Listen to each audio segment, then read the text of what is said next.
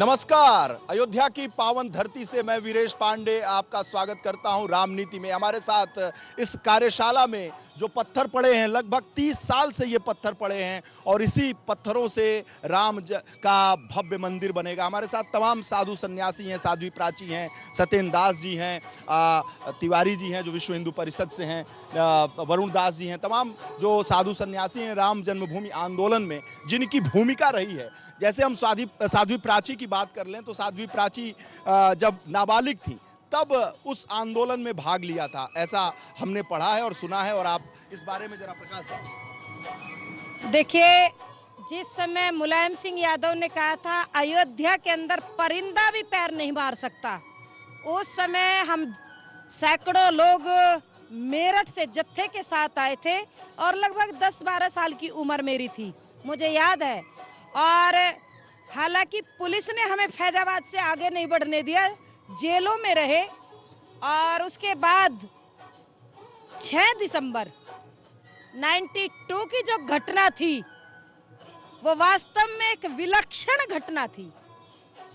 और उस समय कार सेवक ढूंढ रहे थे कि बार बार आते कार सेवा करके मिट्टी डाल के धोआ धोआ पानी डाल के और फिर हम अपने घर चले जाते हैं। हमें अब की बार ये नहीं करना है, क्योंकि 450 साल पुराना वो ढांचा जो कि हिंदुस्तान के मस्तक पर एक कलंक था, उसको तोड़ना बहुत जरूरी था। तो मंच से घोषणा की मेरी पूज्य दीदी मारी तंबरा जी ने कि एक धक्का और दो और बाबरी ढांचा तोड़ दो।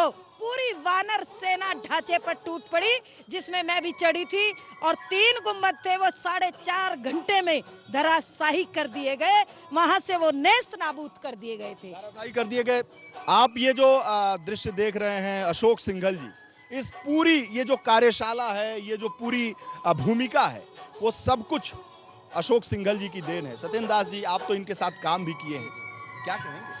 मैं जैसे अभी आपने कहा कि वास्तव में माननीय अशोक जी और पूज्य रामचंद्र परमहंस जी महाराज की ये पूर्ण देन है। जहां आज हम लोग खड़े हैं, इस परिसर में जो खड़े हैं, बाबा परमहंस जी ने जो काम किया है, आज ये जो परिसर उन्होंने दिया था कार्यशाला के लिए माननीय अशोक जी को, विश्व हिंदू परिषद को, और ये दान में दे दिया था परिसर में, आज जो कार्यशाला के रूप में हम लोग देख रहे हैं। और आज वह दिन आया है जो कि 500 वर्षों का जो कलंक था उसको मिटाने का काम और हमारे पूर्वज जिन लोगों ने नहीं देख पाया, आज उनकी दृष्टि से हम लोग देख रहे हैं। ये बड़ा सौभाग्य का विषय है और ऐसा अवसर आज उनकी आत्मा को, जिस तरह से माननीय प्रधानमंत्री जी आ रहे हैं, आज मैं निवेदन करना चाहूंगा आपके चैनल के माध्यम से कि आज जो हमारे माननीय प्रधानमंत्री जी आ रहे हैं, आज उस सपने को साकार करने के लिए आ रहे हैं। केवल शिला पूजन ही नहीं है, शिला पूजन तो 89 में पूज्य परमहंस जी ने कर दिया था, लेकिन जब अटल बिहारी वाजपेयी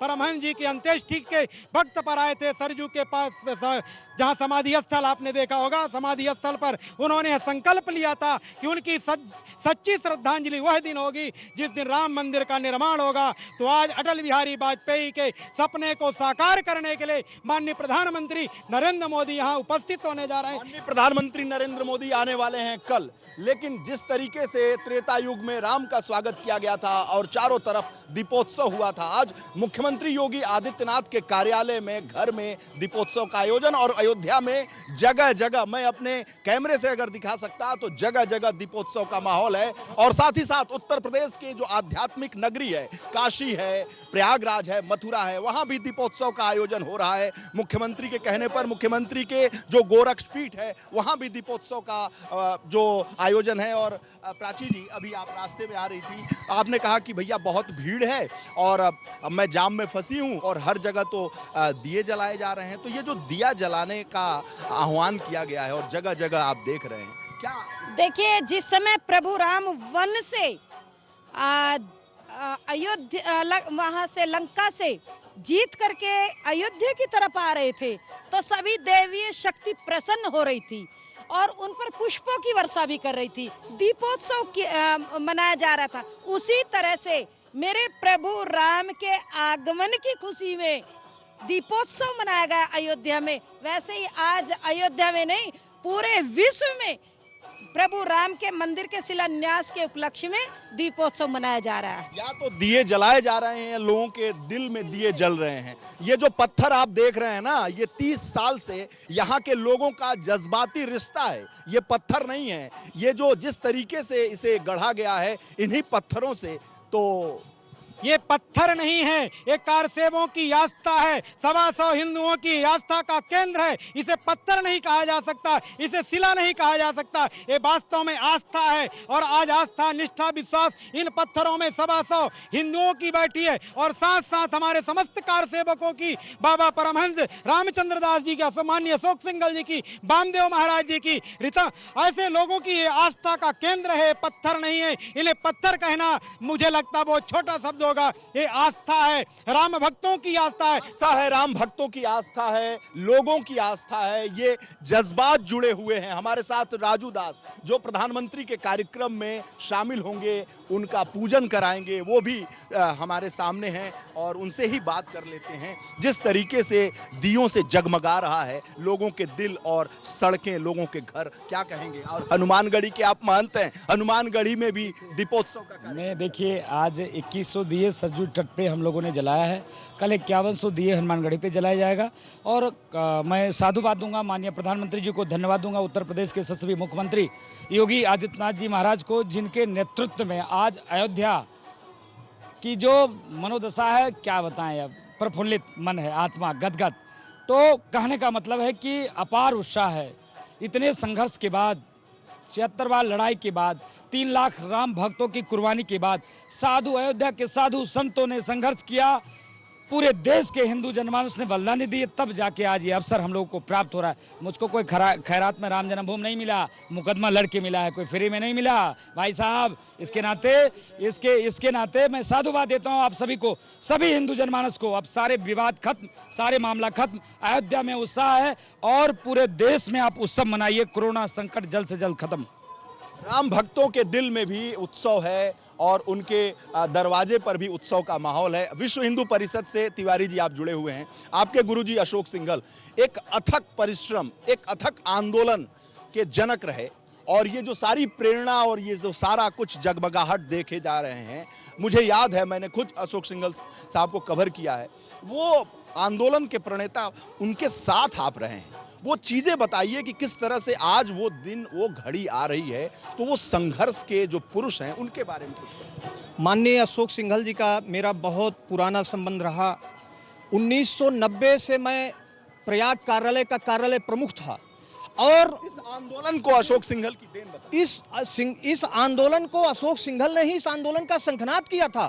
1984 से लेकर जब तक ढांचा ढहा, आंदोलन का सारा देन माननीय अशोक सिंघल जी का है। और मैंने वो भी दिन देखा है, 2 नवंबर 1990 की रात्रि 12 बजे जब हीरालाल कोठारी का फोन मैंने रिसीव किया था। उन्होंने कहा था मुझसे कि मेरे 2 बेटे शहीद हुए हैं, उनके पार्थिव शरीर को रुकवा के रखना। मैंने तो वह दृश्य देखा है और आज इस अयोध्या की खुशहाली को भी मैं देख रहा हूं। अयोध्या में नहीं, काशी मथुरा में नहीं, पूरे विश्व के अंदर जैसे राम के वनवास से वापस लौटने के पश्चात राम राज्याभिषेक का कार्यक्रम हुआ था, आज जनता खुशी से झूम रही है। पूरे घरों में दीप जलाए जा रहे हैं, लाइटों से सजावट हो रही है, पटाखे छूट रहे हैं पूरे विश्व के अंदर। एबीपी गंगा के दर्शकों को जो तिवारी जी की बात है कि पूरे विश्व में, पूरे भारत में इस तरह के माहौल हैं, कोई कीर्तन कर रहा है, कोई अखंड रामायण कर रहा है, कोई दीपोत्सव कर रहा है, तो मैं आगरा चलता हूं। हमारे जो साथी हैं नितिन उपाध्याय, उनके साथ कीर्तन मंडली के कुछ लोग हैं। नितिन, क्या छटा है अयोध्या की, जरा या आगरा की आप बताएं। बिल्कुल, देखिए मैं इस समय मौजूद हूं योगी सरकार में जो मंत्री हैं चौधरी उदयभान सिंह राम मंदिर आंदोलन से जुड़े रहे और उस समय वो कार सेवक की भूमिका में थे और बीजेपी के जिलाध्यक्ष थे। जिस दिन ये पूरा विवादित ढांचा कराया गया उस दिन वो भी अयोध्या में मौजूद थे और ऐसे में राम भक्त के तौर पर खुद आप देख सकते हैं मंत्री हैं योगी सरकार में, लगातार रामचरितमानस का पाठ चल रहा है। इसके साथ ही उनके पूरे घर में जबरदस्त लाइटिंग की गई है। ये लाइटिंग उनके घर में किसी उनका व्यक्तिगत कार्यक्रम नहीं है, एक राम राम भक्त के तौर पर इनकी ये राइटिंग की गई है। और आप देख सकते हैं कि बिल्कुल एक मंडली बुलाई गई है जो लगातार पूरे 24 घंटे रामचरितमानस का पाठ करेगी। लगातार वो पूरे गली में लाइटिंग की गई है और कुल मिला के और मंत्री जी का कहना है कि उनका एक जीवन का बहुत बड़ा सपना पूरा हो गया है। ये सपना शायद उनको लगता रहता कि उनके रहते नहीं हो पाएगा, लेकिन प्रधानमंत्री नरेंद्र मोदी और सुप्रीम कोर्ट के जिस तरीके से जो कोर्ट ने फैसला सुनाया है उसके बाद ये सपना साकार हुआ है। लगातार रामचरितमानस का पाठ चल रहा है और ऐसे कहा जाए कि पूरी तरह से आगरा भी अवध नगरी हो चुका है, राम की नगरी हो चुका है तो गलत नहीं है। आगरा में पूरे आगरा में जगह जगह कार्यक्रम है। विश्व हिंदू परिषद ने जगह जगह दिए वितरित किए हैं। इसके साथ ही हर जगह मंदिरों को सजाया गया है। मंत्री जी खुद एक राम भक्त हैं और वो लगातार खुद मजीरे के साथ लगातार अपना पूरा रामायण पाठ में अपना समय बिता रहे हैं। बाकायदा एक पोस्टर भी उन्होंने लगाया है और कहा है कि लाखों करोड़ हिंदुओं की आस्था के प्रतीक राम मंदिर का निर्माण हुआ है। तो कुल मिला के समझा जा सकता है कि आगरा से ही अशोक सिंघल थे जो पूरे राम मंदिर आंदोलन की रीढ़ की हड्डी थे। आज वो भले ही इस लम्हे पर यहाँ मौजूद नहीं है, लेकिन उनका जन्म आगरा में हुआ था। और ऐसे मंत्री जी क्या कहना चाहेंगे आप आज उस लम्हे के आप शाश्वत गवाह बने? मेरे जीवन की सबसे बड़ी प्रसन्नता है 6 दिसंबर 1992 को भारतीय जनता पार्टी के जिला अध्यक्ष के रूप में और कार सेवक के रूप में मैं अयोध्या गया था।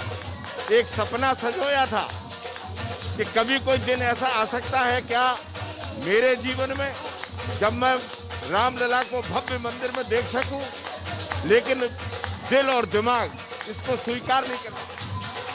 तो आप समझ सकते हैं किस तरीके से पूरे रामचरितमानस का पाठ चल रहा है। लगातार पूरे आगरा में पूरे ब्रज भूमि में लगातार कई सारे कार्यक्रम किए जा रहे हैं।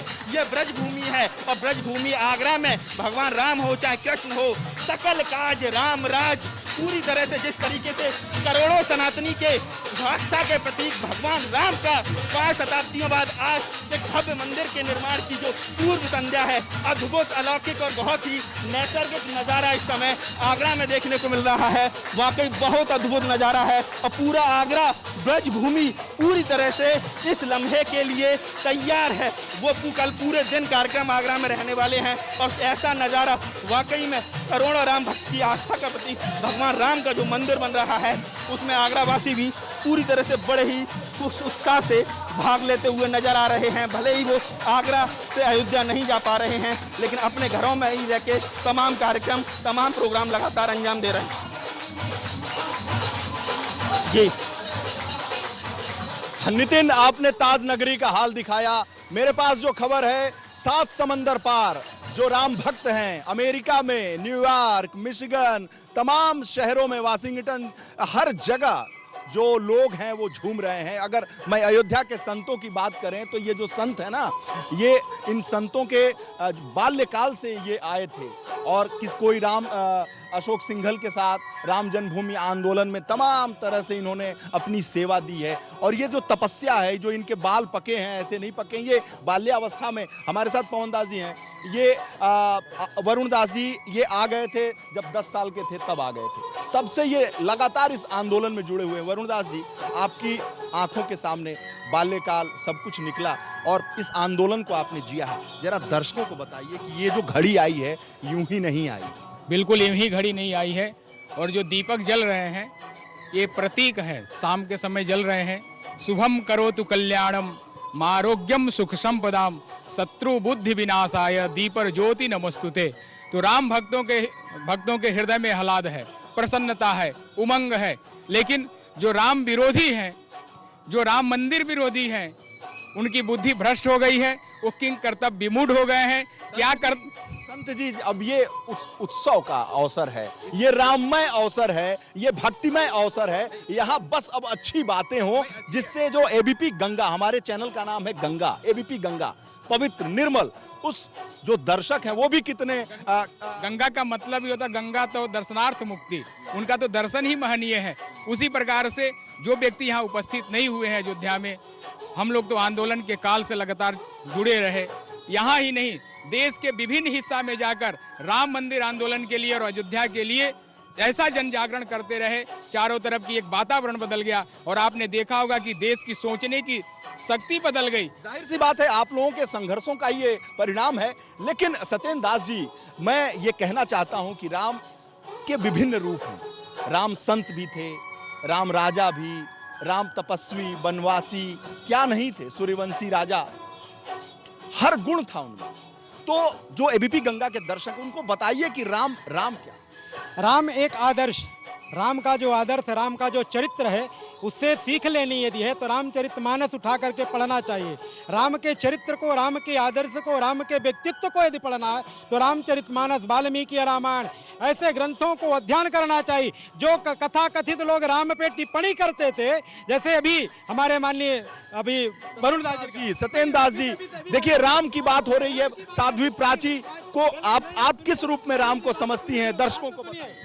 देखिए, रा का मतलब हो गया राष्ट्र और माँ का मतलब हो गया है मंगल। जो राष्ट्र का, हिंदुस्तान का मंगल करे उसे राम कहते हैं। और राम के मंदिर का शिलान्यास कल होने जा रहा है, तो वास्तव में ये हिंदुस्तान के लिए, मैं कहूँगी पूरे विश्व के हिंदुओं के लिए वो अद्भुत क्षण होंगे, वो विलक्षण समय होगा जिसका पूरा विश्व इंतजार कर रहा है। राजू दास जी, आप तो राम के भक्त, हनुमानगढ़ी, हनुमान जी के महंत हैं, आपसे बेहतर कौन व्याख्या कर पाए? नहीं, कहा जाता है कि राम द्वारे तुम रखवारे, होत ना गया बिन पैसारे। गोस्वामी तुलसीदास जी ने लिखा है कि हनुमान जी अनन्य भगवान श्री राम के प्रेमी, भक्त, चिंतक और लगातार हनुमान जी राम रट में मगन, राम धुन में मगन। आप देख सकते हैं, प्रत्यक्ष उसका प्रमाण है। हनुमानगढ़ी पे हनुमान जी राजा के रूप में विराजमान है, पीछे राम दरबार है। कहा जाता है कि जो भी भक्त अयोध्या आता जाता है, हनुमान जी का नमन दंडवत प्रणाम करने के बाद किसी जगह पे जाता है तो राम और हनुमान जी तो एक ही हैं, कोई अलग नहीं है। मैं दीदी को, वरुण दास जी को, महाराज जी को साधुवाद दूंगा, धन्यवाद दूंगा कि इतने संघर्ष के बाद ऐसे लोग लगातार, मैं देख रहा हूँ सवेरे से क्या मिल रहा है इनको, लेकिन नहीं, मैंने देखा जहाँ भी देखा सवेरे से एक ही रट लगाए हैं कि देश दुनिया राममय, पूरा राममय है, पूरा प्रदेश, पूरा देश, सब कुछ राममय है, क्योंकि प्रधानमंत्री नरेंद्र मोदी आने वाले हैं और उसी तरीके से स्वागत किया जा रहा है जैसे राम का किया गया था त्रेता युग। बिल्कुल निश्चित रूप से आज हम सभी लोग, आज कई पीढ़ियां बीत गई, हम लोगों की तीसरी पीढ़ी है। बाबा अभिराम दास जी ने, जिससे हनुमानगढ़ी से सबसे प्रथम 1949 में भगवान श्री राम को प्राकट उत्सव मनाया था, जिसका आज हम सब लोग साक्षात्कार कर पा रहे हैं। इस भव्य दिव्य नव्य के रूप में आज माननीय प्रधानमंत्री जी के कर कमलों के द्वारा कल उसका भूमि पूजन होगा। आज उसकी देन मैं मानता हूं, हमारे पूज्य बाबा अभिराम दास जी हनुमानगढ़ी से देन है और हनुमान जी की कृपा सदा बनी रही। और हनुमान जी, आपको मैं बताना चाहूं, जब लंका में भगवान हनुमान जी महाराज से रावण ने पूछा था कि तुम कौन हो, तो पहले, आजकल तो पहले लोग अपना नाम बताते हैं, अपने बाप का भी नाम भूल जाते हैं, लेकिन हनुमान जी ने ऐसा नहीं किया।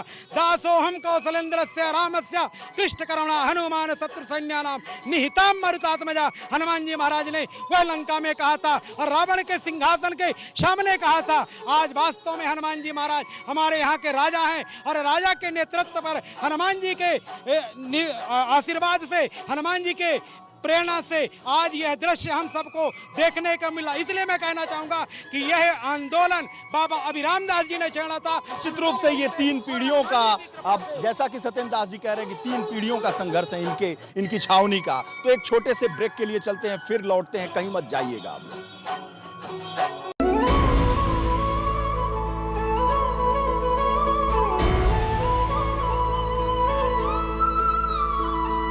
गेल उत्कर्ष सुपर 100 उत्तर प्रदेश और उत्तराखंड के मेधावी एवं निम्न आय वर्ग के छात्रों के लिए इंजीनियरिंग प्रवेश परीक्षा हेतु 11 महीने की निःशुल्क आवासीय कोचिंग। ऑनलाइन परीक्षा के लिए रजिस्टर करें www.csrlopentest.in। अधिक जानकारी के लिए कॉल या व्हाट्सएप करें 7977494883 7355520443।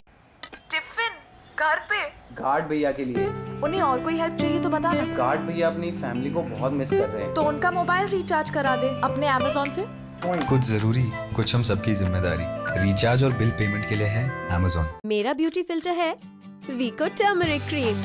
इसमें है हल्दी और चंदन के गुण जो कील मुहासे दूर करे और दे नेचुरल सुंदरता। अब से ये मेरा भी ब्यूटी फिल्टर वीको टर्मरिक क्रीम 24 कैरेट सौंदर्य दे सोने जैसा निखार। अमित जी, आप रोज वीका जी भुजिया खाते हैं? नो, रोज नहीं। रोज नहीं, सिर्फ हफ्ते में 7 दिन।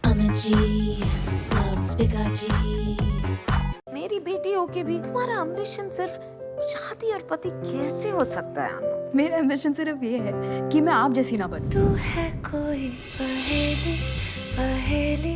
एक्चुअली माँ, I am divorcing you. I am tired of being your daughter. देखिए शकुंतला देवी सिर्फ Amazon प्राइम वीडियो पर। एबीपी न्यूज अब डिश टीवी के चैनल नंबर 650 पर उपलब्ध है। एबीपी न्यूज आपको रखे आगे।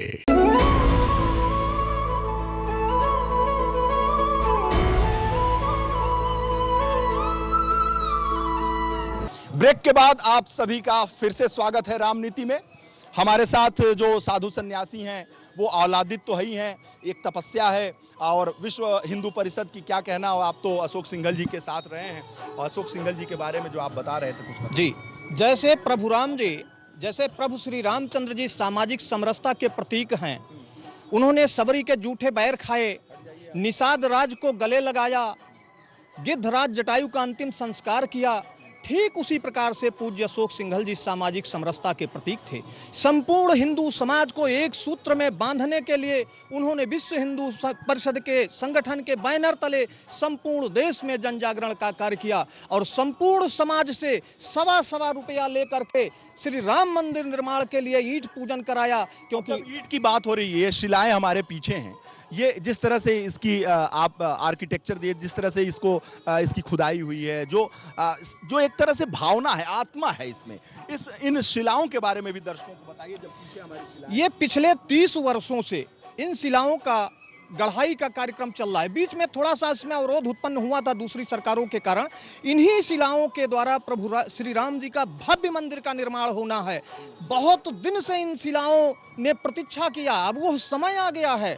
बस कुछ ही समय बचा हुआ है कि जब प्रभु श्री राम का मंदिर का निर्माण प्रारंभ हो जाएगा और पूरे विश्व की जनता प्रभु श्री राम मंदिर का दर्शन करेगी। और जो हमारे कोठारी बंधु सहित लाखों राम भक्तों ने श्री राम मंदिर के लिए निर्माण। तिवारी जी, जब गोलियां चली थी तो उस दरमियान आप अयोध्या में थे और आप बाल बचे थे। जी, 1990 में तो मैं अयोध्या नहीं आया था, क्योंकि उस समय अयोध्या नहीं, राम जन्मभूमि का केंद्र, आंदोलन का केंद्र प्रयाग को बनाया गया था। मैं प्रयाग का कार्यालय प्रमुख था। लेकिन 1992 में आया था, मैं ढांचा पर चढ़ा था, एक तरफ सभा हो रही थी, हम लोग उस ढांचे को तोड़ रहे थे, अपने जान को जोखिम में डाल करके उस ढांचे को तोड़ रहे थे। जिस ढांचे को अगर बुलडोजर लगाया जाता तो 4 घंटे में टूटता, उस ढांचे को इस राम भक्तों ने 4 घंटे के अंदर धराशायी घंटे में तोड़ दिया। और हमारे साथ साध्वी प्राची हैं, ये उन्हीं की परंपरा की हैं, साध्वी रितंबरा, उमा भारती, ओजस्वी वक्ता। क्या आप भी ओजस्वी वक्ता हैं? आप तो नाबालिग थी और तब आ गई थी, तो जो साध्वी रितंबरा की परंपरा है, उमा भारती की परंपरा है, इस आंदोलन में उन लोगों की जो भूमिका है उस पे जरा, जो महिला ब्रिगेड है जो संतों की, उस पे प्रकाश डालिए। जिस समय 6 दिसंबर 92 में सैकड़ों लोगों के जत्थों के साथ में मेरठ से हम लोग अयोध्या पहुंचे, तो 3 दिन हुए थे, जगह जगह जनसभाएं हो रही थी संतों की। किसी संत की कोई योजना नहीं थी, किसी अधिकारी की कोई योजना नहीं थी। भगवान का आदेश हुआ, मन से घोषणा हुई कि एक धक्का और दो और बाबरी ढांचा तोड़ दो। जैसे ही ये घोषणा हुई, तुरंत ही पूरी की पूरी वानर सेना ढांचे को तोड़ने के लिए चढ़ गई। उसमें मैं भी गई थी और मेरे दोनों पैर भी चोट आ गई थी। ऊपर से जब एक ढांचा टूट गया, दूसरा रहा, 3 ढांचे थे, तो मैं नीचे आई तो पूरा का पूरा मंजर 4.5 घंटे में धराशायी हो गया था। ठीक कह रहे थे भाई साहब, अगर उसको हटाने के लिए करेला पूरा दिन चला जाता, वो नहीं हटती। लेकिन इतना जोश, इतना उत्साह हर राम भक्त में था, हर कार्यकर्ता में था। किसी भी तरह से ये देश के मस्तक के ऊपर जो कलंक है ये हटना चाहिए, हर बहन में था, महिलाओं के जत्थे थे। तो मैं समझती हूँ कि दीदी रितंभरा जी, मेरी पूज्य दीदी मान का के जो आंदोलन के लिए जो योगदान है, पूज्य दीदी उमा भारती जी का जो योगदान है, इतिहास उसे भुला नहीं सकता, उसी का परिणाम है। आज मैं चैलेंज करके कहती हूँ, ये पुरुष चाहे जितनी भी मेहनत कर ले, पूज्य दीदी माँ रितंभरा जी और उमा भारती जी की जितनी मेहनत है, उन्होंने पूरे समाज को एकत्रित करके उसको धराशायी किया और आज ये भव्य मंदिर बनने जा रहा है, इसमें हमें बहुत खुशी। एक सवाल है कि जो मुकदमे चल रहे हैं राम जन्मभूमि आंदोलन को लेके और जो लोग आडवाणी जी, जोशी जी, कल्याण सिंह और तमाम लोगों के ऊपर, अब ये बताइए राजू दास जी, क्या होना चाहिए इन मुकदमों का? अब तो सब कुछ हो रहा है। अभी नाराज मत होइएगा आप, हम संविधान के अनुरूप ही बोलेंगे, हम संविधान को मानते हैं। यहाँ तो ऐसे लोग हैं जो सदन में बैठते हैं, बोलते हैं कि मैं अपने बच्चे को बताऊंगा कि 400 वर्ष से मस्जिद था, हिंदुओं ने तोड़कर पुनः जो है राम मंदिर बना, ये मेरा मस्जिद है। मेरा कहने का मतलब मैं संविधान के अनुरूप हूँ। जो लोग संविधान के नहीं मानते उनके लिए, हम संविधान को मानते हैं। संविधान के अंतर्गत कोई आपने एहसान में हमको राम जन्मभूमि नहीं दिया। आपने कहा कि एविडेंस दो, साक्ष्य दो, प्रमाण दो। मैं वेद पुराण शास्त्र को नहीं मानता। उसके बाद खुदाई हुई, खुदाई में सारे प्रतीक चिन्ह मिले, कसौटी के खम्भे मिले, खंडित विखंडित मूर्तियां मिली, भगवान शिव के शिवलिंग मिले, जो है हवन कुंड मिले, आपको कुएं मिले। उसके बाद आपने कहा कि हाँ, यहाँ पर सनातन संस्कृति से जुड़ा हुआ कोई मंदिर रहा, तब आपने फैसला दिया। मेरे ऊपर ऐसा नहीं किया। लेकिन एक चीज और भी कहना चाहता हूँ, अब उच्चतम न्यायालय ने जो जमीन दी, जब ये फैसला हो गया कि नहीं यहाँ मंदिर था, तो उच्चतम न्यायालय ने जमीन दिया, मैं उसका विरोध नहीं करता, लेकिन गलत दिया। नंबर 1। नंबर 2, अब बाबर के नाम पे धरती पे एक भी ईंट भारत में नहीं रखा जाएगा।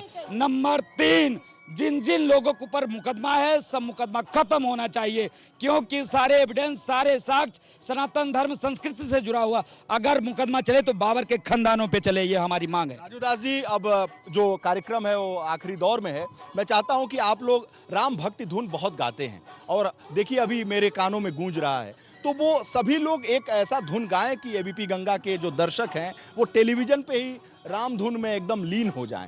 और हम हमारे गुरु भाई ब्रह्मदास जी लगातार, मैं देखा हूँ सुबह से लगातार संगत कर रहे हैं, बहुत अच्छा गाते हैं। चलो चलो रे, चलो चलो रे कौशल्या के द्वार, जन्म है राम लला। चलो चलो रे कौशल्या के द्वार, जन्म में राम लला। यह अवसर उसी तरह से आया है जिस प्रकार भगवान प्रकट हुए, उसी समय सारे लोग देखने के लिए अयोध्या के तरफ दौड़ पड़े। तो ये अवसर आया जब मोदी जी आ रहे हैं भूमि पूजन करने के लिए। चलो चलो रे, चलो चलो रे कौशल्या के द्वार, जन्म है राम लला। चलो चलो रे कौशल्या के द्वार, जन्म में राम लला। गाओ गाओ रे बधैया हजार, बधैया हजार। ये जो राम धुन बज रहा है ना, न केवल यहाँ बज रहा है कार्यशाला में, बल्कि अयोध्या में और पूरे देश में, पूरे विश्व में बज रहा है। क्योंकि और ये जो जय श्री राम के नारे हैं वो हर जगह लग रहे हैं, क्योंकि कल वो घड़ी आने वाली है जिसका इंतजार सदियों से अयोध्या को था, राम भक्तों को था।